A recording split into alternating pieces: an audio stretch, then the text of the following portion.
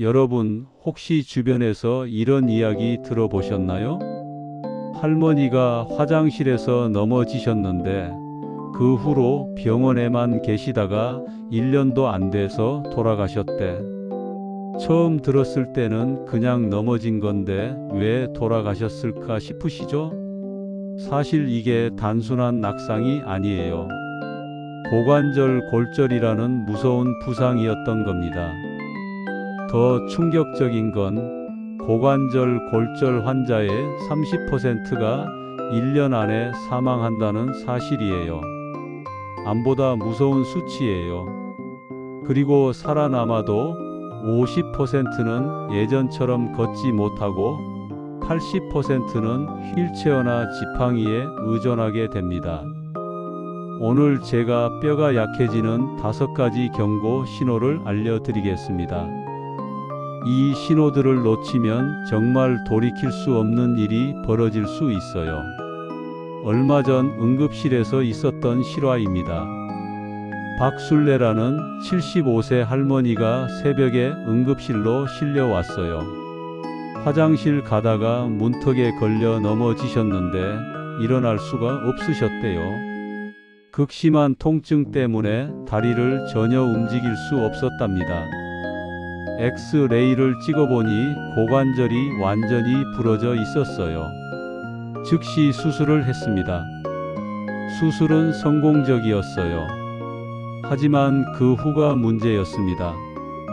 수술 후 침대에 누워 지내면서 할머니의 몸은 급격히 약해졌어요.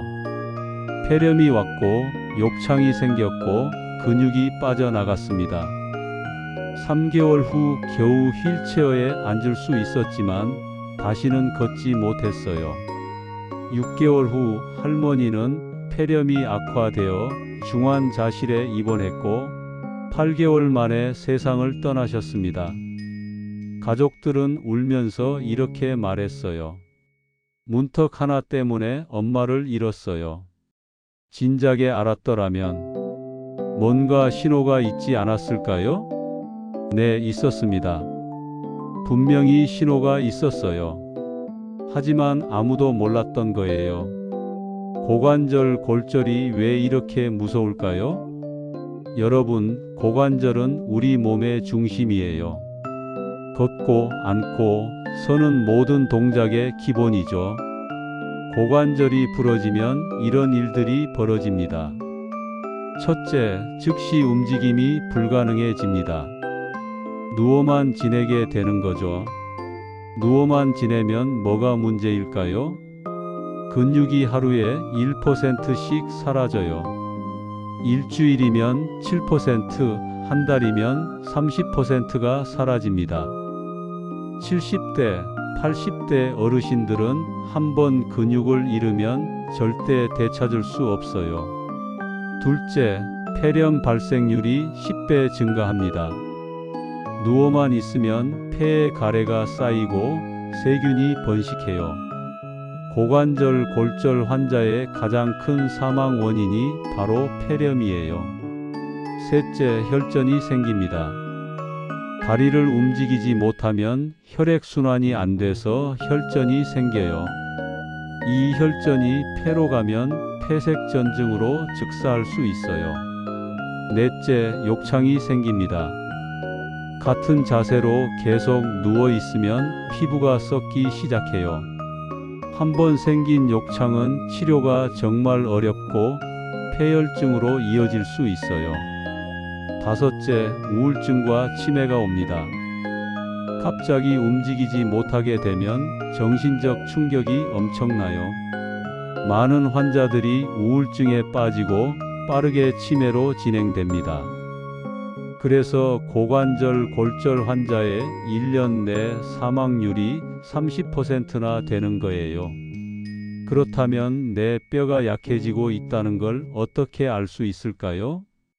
지금부터 말씀드리는 5가지 신호를 절대 놓치지 마세요. 첫 번째 신호, 키가 3cm 이상 줄었다. 여러분, 혹시 예전보다 키가 작아진 것 같으신가요? 나이 들면 다 그렇지 뭐 하고 넘기셨죠? 아닙니다. 이건 심각한 경고예요. 키가 줄어드는 건 척추뼈가 압박 골절을 일으켰다는 신호예요. 골다공증으로 뼈가 약해지면 척추뼈가 자기 체중을 못 이기고 조금씩 주저앉아요. 통증은 없지만 뼈는 계속 부러지고 있는 거예요. 연구 결과를 보면 키가 3cm 이상 줄어든 사람의 고관절 골절 위험이 2.3배 높았어요. 키가 5cm 이상 줄었다면 이미 여러 개의 척추뼈가 골절된 상태일 가능성이 높아요. 지금 당장 확인하세요. 20년 전 운전면허증이나 신분증을 찾아서 키를 비교해 보세요. 3cm 이상 차이 나면 즉시 병원에 가셔야 해요. 두 번째 신호등이 굽었다. 여러분, 거울을 보면 예전보다 등이 굽은 것 같지 않으신가요? 많은 분들이 나이 들면 당연히 등이 굽는다고 생각하세요. 하지만 이것도 골다공증의 심각한 신호예요. 등이 굽는 건 척추뼈가 앞쪽으로 압박 골절을 일으키고 있다는 뜻이에요. 척추뼈가 쐐기 모양으로 변형되면서 몸이 앞으로 구부러지는 거죠. 실제로 등이 30도 이상 굽은 사람의 고관절 골절 위험이 4.7배나 높았어요. 등이 굽으면 균형을 잡기 어려워서 넘어지기 쉽거든요. 간단한 테스트를 해보세요. 벽에 등을 대고 섰을 때 뒷머리가 벽에 닿지 않으면 이미 등이 많이 굽은 상태예요. 세 번째 신호, 손톱과 발톱이 쉽게 부러진다. 이건 많은 분들이 놓치는 신호예요. 손톱이 약해졌네 하고 그냥 넘어가시죠? 하지만 손톱과 발톱도 뼈와 같은 성분인 칼슘으로 만들어져요. 손톱이 약하다는 건 뼈도 약하다는 신호일 수 있어요. 특히 손톱을 깎을 때 부스럭부스럭 부서지거나 세로로 금이 많이 가 있거나 하얗게 변한다면 칼슘과 비타민 D가 심각하게 부족한 상태예요. 발톱도 마찬가지예요. 발톱이 두꺼워지고 누렇게 변하는 건 무좀만의 문제가 아니에요. 칼슘 부족으로 발톱이 약해진 거일 수도 있어요. 네 번째 신호, 작은 충격에도 쉽게 멍이 든다. 여러분, 요즘 조금만 부딪혀도 멍이 쉽게 드시나요? 혈관이 약해졌나 보다 하고 생각하시죠? 물론 혈관 문제일 수도 있어요. 하지만 골다공증의 신호일 수도 있어요. 뼈가 약해지면 혈관도 약해져요. 뼈와 혈관은 같은 성분인 콜라겐으로 만들어지거든요. 뼈가 약하면 혈관벽도 약해서 작은 충격에도 쉽게 터져요. 특히 팔이나 다리에 이유 없이 멍이 자주 생긴다면 뼈 건강을 점검해 봐야 해요. 다섯 번째 신호, 이가 흔들리고 잇몸이 내려앉았다. 이건 정말 중요한 신호인데 대부분 놓쳐요. 나이 들면 이빨 빠지는 거 당연하지 하시죠? 아닙니다. 턱뼈도 뼈예요. 골다공증이 오면 턱뼈가 약해지면서 이가 흔들리고 잇몸이 내려앉아요.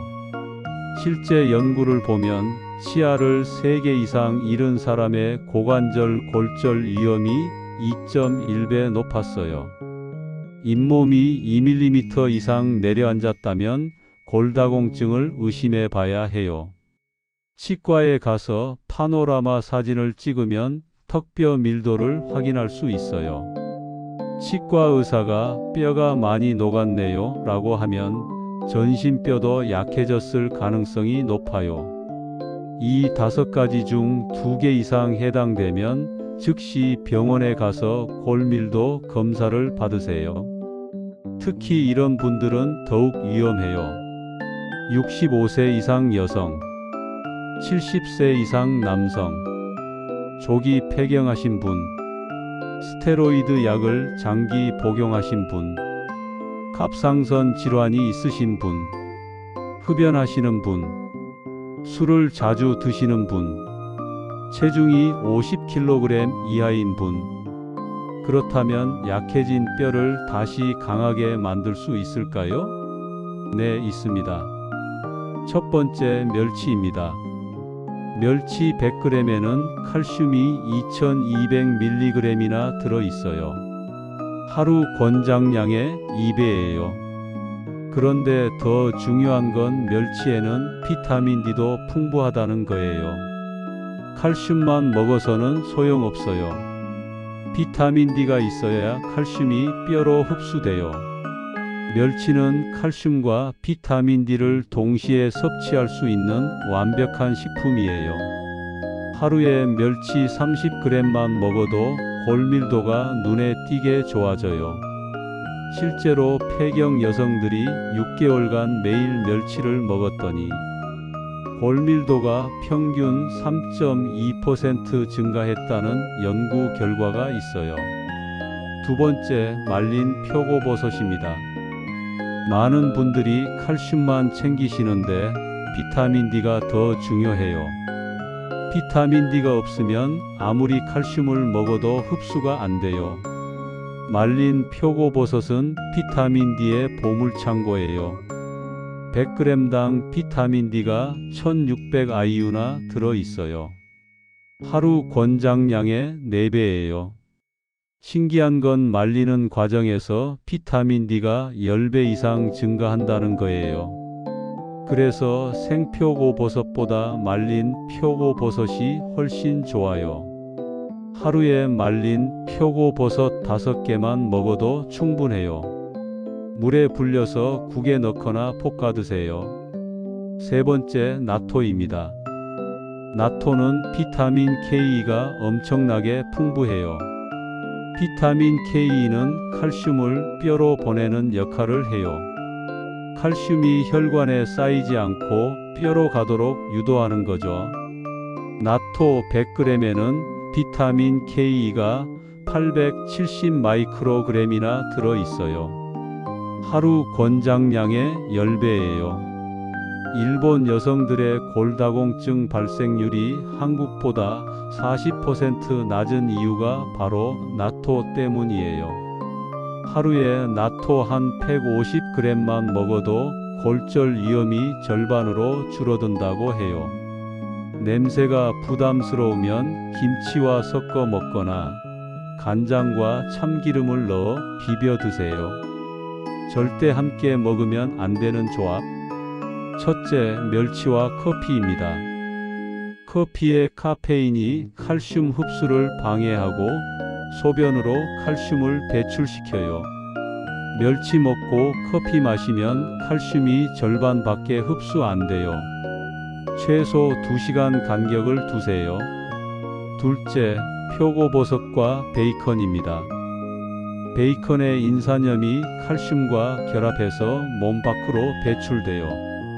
버섯 요리할 때 베이컨이나 햄을 넣지 마세요. 셋째, 나토와 와파린 약입니다. 혈액 희석제를 드시는 분은 나토를 절대 먹으면 안 돼요. 비타민 K가 약 효과를 완전히 없애버려요. 뼈를 강화하는 2주 프로그램. 시작 전 준비. 현재 키 측정하기. 손톱, 발톱 상태 사진 찍기. 걷기 속도 측정하기. 100m 걷는 시간. 멸치 500g, 말린 표고버섯 200g, 나토 14팩 준비. 1주차 칼슘과 비타민 D 충전. 매일 아침 공복 나토 1팩, 30분 후 멸치 볶음 30g, 점심 일반 식사 표고버섯국, 저녁 멸치조림 표고버섯 볶음, 오후 30분 햇볕 쬐기 비타민 D 합성. 2주차 뼈 재생 강화. 매일 아침 나토 1팩, 멸치 계란찜 표고버섯 볶음, 점심 멸치 국수 표고버섯 나물, 저녁 멸치 티각 표고버섯 구이 나토 비빔밥.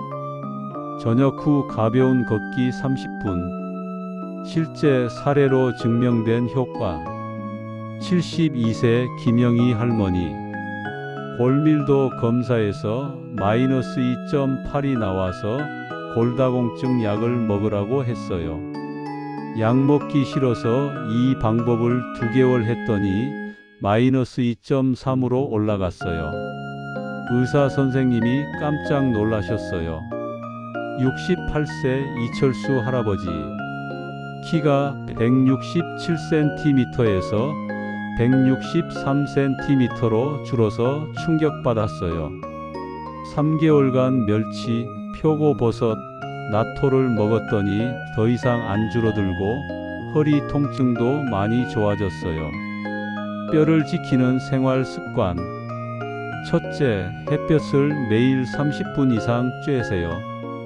비타민 D는 햇볕을 받아야 피부에서 만들어져요. 팔과 다리를 노출하고 오전 10시에서 오후 3시 사이에 햇볕을 쬐세요. 둘째, 걷기 운동을 하세요. 걷기는 뼈에 적당한 충격을 줘서 뼈를 강하게 만들어요. 하루 30분씩 빠르게 걷기를 하세요. 수영은 뼈 강화에 도움이 안 돼요. 셋째, 금연하세요. 담배는 뼈를 녹여요. 흡연자의 골절 위험이 비흡연자보다 2배 높아요. 넷째, 술을 줄이세요. 알코올은 칼슘 흡수를 방해해요. 하루 소주 반 병 이상 마시면 골다공증 위험이 3배 증가해요. 지금 당장 확인하세요. 자, 지금 당장 이렇게 하세요. 첫째, 거울 앞에 서서 등이 굽었는지 확인하세요. 둘째, 20년 전 신분증을 찾아서 키를 비교하세요. 셋째, 손톱을 눌러보고 쉽게 부러지는지 확인하세요. 넷째, 이가 흔들리는지 체크하세요. 다섯째, 2개 이상 해당되면 내일 당장 병원 예약하세요. 실천 시 나타나는 변화. 2주 후 손톱이 단단해짐. 1개월 후 키 감소 멈춤, 허리 통증 감소. 3개월 후 골밀도 12% 증가. 6개월 후 골밀도 35% 증가. 1년 후 골절 위험 50% 감소. 여러분, 고관절 골절은 조용한 암살자예요. 넘어지기 전까지는 아무 증상이 없어요. 하지만 한번 부러지면 30%는 1년 안에 세상을 떠나요. 멸치, 표고버섯, 나토, 이 3가지만 꾸준히 드세요. 약보다 안전하고 효과는 더 좋아요. 그리고 제발 5가지 경고 신호를 놓치지 마세요. 키가 줄고, 등이 굽고, 손톱이 약해지고, 멍이 잘 들고, 이가 흔들리면 즉시 병원에 가세요. 늦으면 정말 돌이킬 수 없어요. 이 글이 도움이 되셨다면 부모님, 가족들에게 꼭 공유해 주세요. 여러분의 공유 한 번이 사랑하는 가족을 화장실 문턱에서 구할 수 있어요. 감사합니다. 그리고 꼭 실천하세요. 여러분과 가족의 건강한 뼈를 진심으로 응원합니다.